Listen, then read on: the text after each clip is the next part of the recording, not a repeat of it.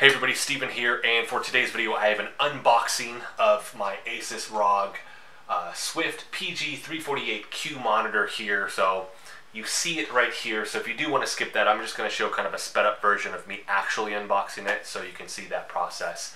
And then if you skip ahead, I'm going to talk about some of the features with this that I've come across and some of the things that I like. Now this isn't an official review, I'm going to do that much later, but I'm still going to talk about some of the stuff. So I'm going to go ahead and click into me unboxing it. Like I said, if you want to skip past that, go ahead and do that now.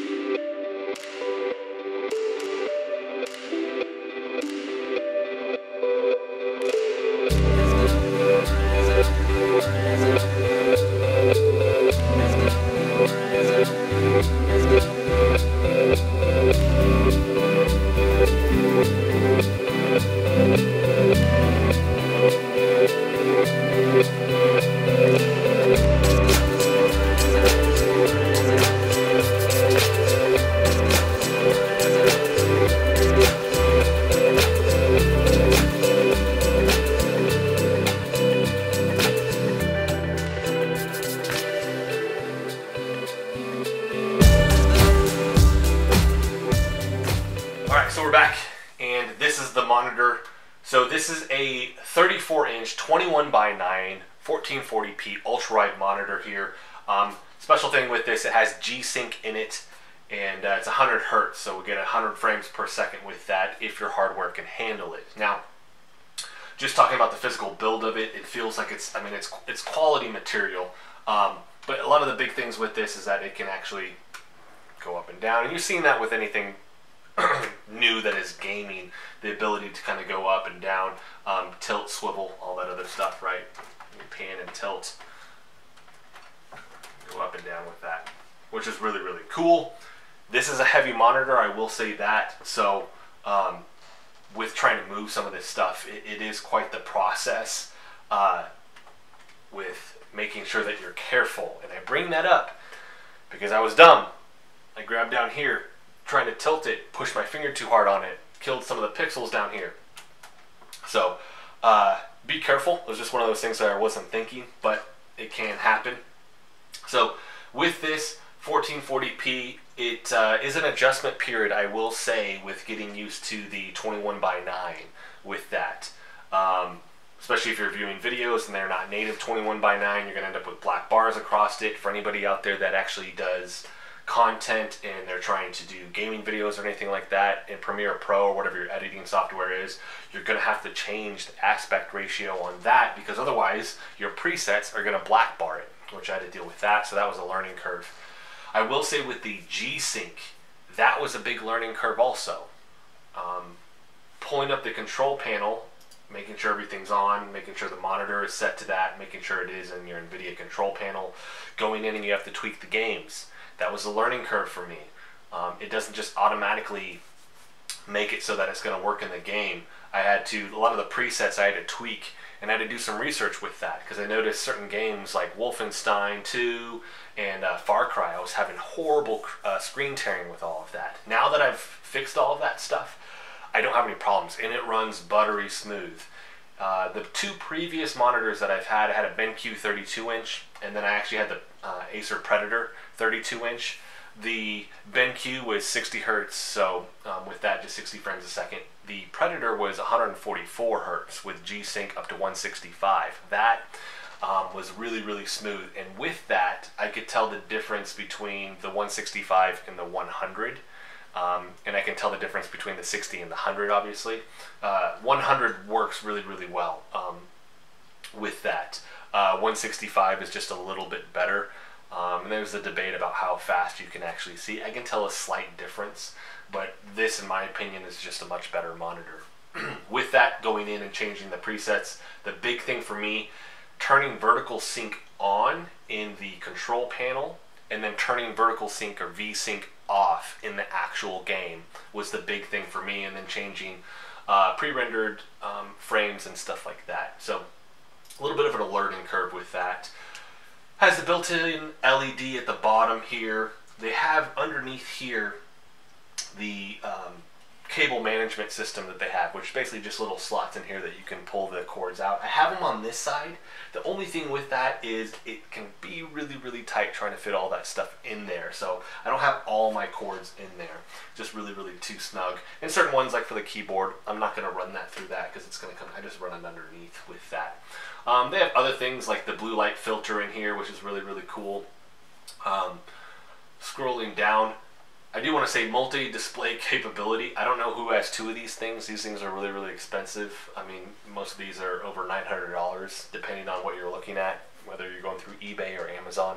I looked out with this one and found a lightly used one off of Amazon for $750. So I looked at with that. You can dim this. This has 4 different settings with it. The control panel here on the back, which is what you're seeing, I don't know if the screen's going to pick up on that well, but back here you have like a radial dial button that you can click on. Oops. I will say that managing this is really, really easy. Turning it off, turning it back on is really, really easy. Clocking, there we go. Scrolling down, there are presets for the different color arrangements and all of that. I mean, I like mine set just exactly how I like it, so I do that myself. They're decent, but I think that's just preference based in terms of whether or not you're going to do it, because they have it so it's labeled, right? It's telling you scenery mode, racing mode, cinema mode, RTS or RPG mode, FPS mode, sRGB, because this is the full sRGB color scale with this, and I think it's 1,000:1 contrast ratio on this. Yeah, so you have 100% sRGB color gamut, 1,000:1 contrast ratio, and a 10-bit color for 1.07 billion distinct hues. This is an IPS panel as well, so I like that. With this, I have a GTX 1080 Ti, so I don't have any problems running the games. I do notice with certain ones, like Far Cry 4, for instance, even if I change it to like the lowest, I just put it all the way down. With this, even with the hardware, it's just one of those games where I'm just not maintaining 100 frames a second. I put it on the lowest quality it would go. If I max out everything, it slows down, especially if I do dynamic resolution, which this is capable of, so you can upscale the resolution to 4K basically. Then I'm getting like 6 to 12 frames a second in Far Cry. It looks phenomenal, but you're not going to use that, right? So they have the FPS counter in it, they have a timer, they have crosshair. I do use the FPS counter in my games with this, so it's just built into it, which is really, really cool. It has 2 speakers on it too. They're 2-watt speakers. They're not incredibly loud, but they're pretty good, especially compared to the BenQ or the Predator. I like these more. But I'm not going to be blaring this and having a party and having everybody listen to it. If I'm going to try and turn something up, I'm just going to put on my Logitech headphones that I have and do it that way. They have DisplayPort, HDMI, and the big thing for me is they have a USB 3.0 extender, so you're getting 4 extra USB ports with that. Especially since I switched over from my NZXT case to this Fantex one. Fantex, I went from 4 built-in to 2, so I had to drop down 2. And with my VR rig, I'm struggling to get all of my stuff plugged in with this. So the extension for me was a big deal, and it has that. And it does have the headphone jack with this as well. So really, really cool with that. Like I said, it has the low blue light level that you can do. They have 4 levels to that. Flicker-free technology. Overall, like I said, I really do love this monitor. The only thing that happened that kind of sucks, but I would have still gotten the monitor, is they have another one of these coming out. Now this is the G-Sync one. They do have a FreeSync one for anybody out there running the AMD GPUs. With this, they're coming out with a 35-inch version of this. This is 34. It'll be 35 inches. It'll have HDR and quantum dot in it, and then it'll have a 200 hertz refresh rate with this. So going from 100 to 200.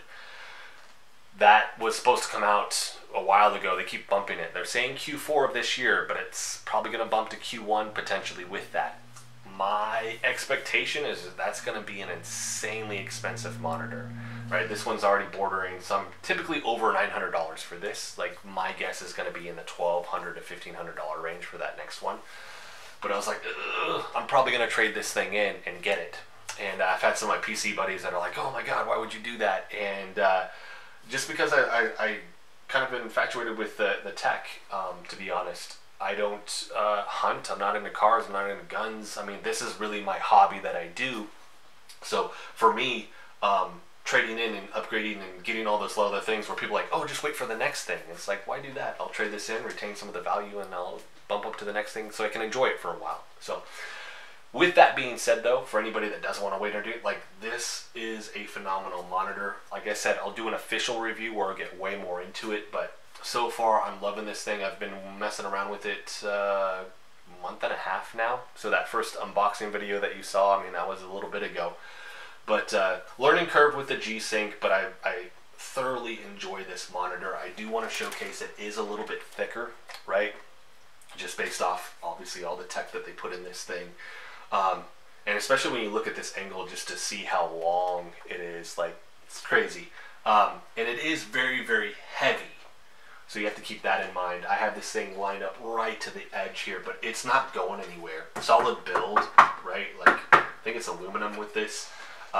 Solid build with that, and just a thin bezel around it. Like, I love this thing. So thank you guys so much for watching. A little bit more drawn out than I wanted to be, but I just wanted to share everything so far that I've experienced with this. Like I said, look for the review.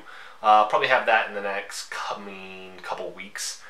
Just because I want to make sure I'm very, very thorough with that. If you want to stay tuned for that and watch that, hit the subscribe button for me, guys. Thanks so much for watching.